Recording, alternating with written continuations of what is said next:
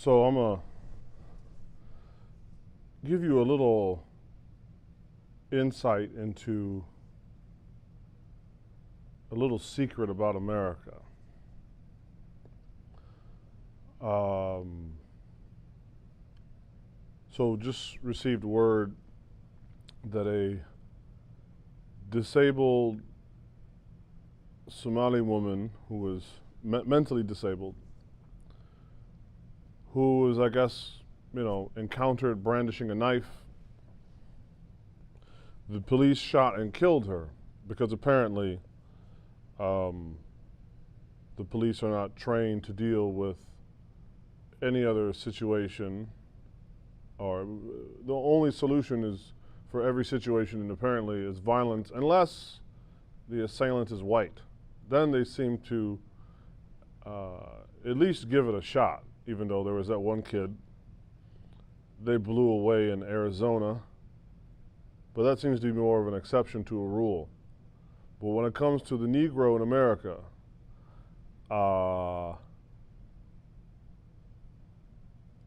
we see what happens repeatedly time and time again.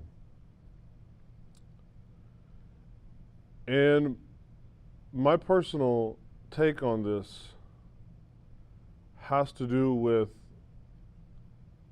where the Negro stands in white America's psyche. And that includes,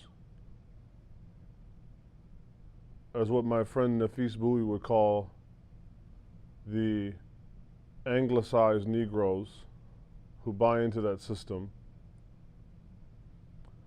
That one thing we have to remember, that the Negro, the so-called black man or woman, is an amendment, not a founding principle in terms of our humanity.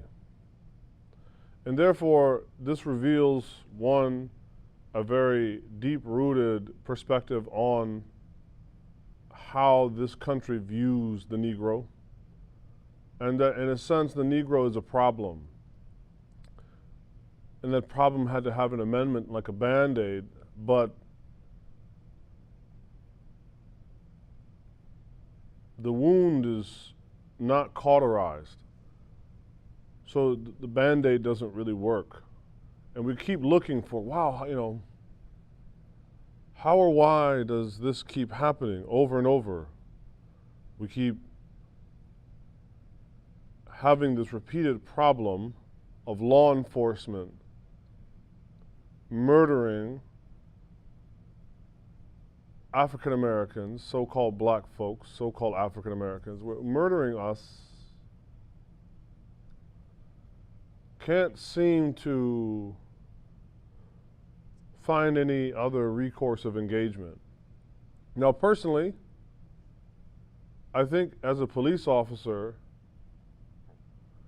if you cannot find another way to de-escalate a woman with a knife without having to resort to using your sidearm, as I wrote on Twitter today, and I make no apology, I think either you should resign or put the barrel in your own mouth, because it is a extreme act of cowardice. And there's all this attempt to humanize about, well, how stressful and how dangerous it is being a police officer. Well, one, if you're not prepared to deal with that stress, maybe you shouldn't sign up for it. Maybe it's not what you're built for. We also seem to find,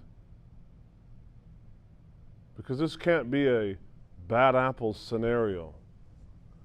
At this point, the whole orchard is bad. People who seem to like committing violence against black and brown people. And I do believe that this goes back to this, if you could think of it as our founding mythology as Americans, which is,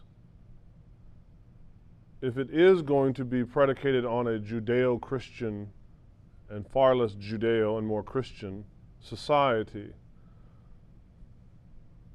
I think part of this issue may also be the mythology of God being white.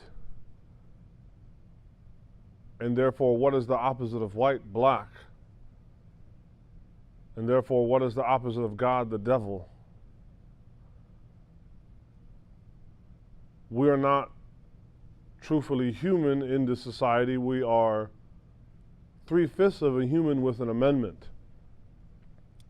Now, you can make of this message whatever you want to, but as somebody that has had his own 2 near-death experiences with the police,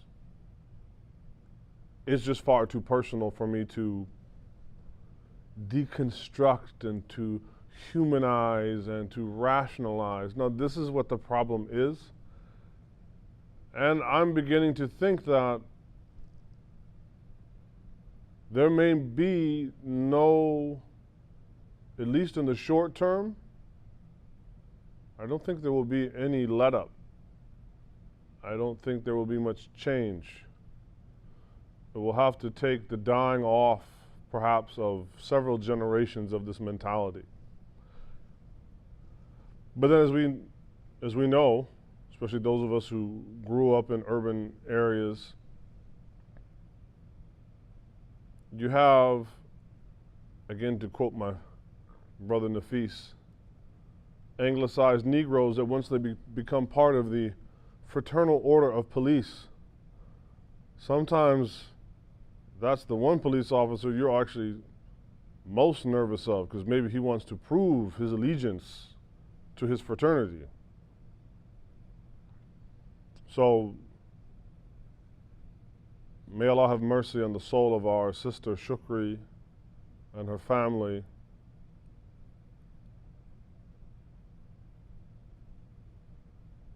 May they have some form of justice in this life, if not, most certainly in the next.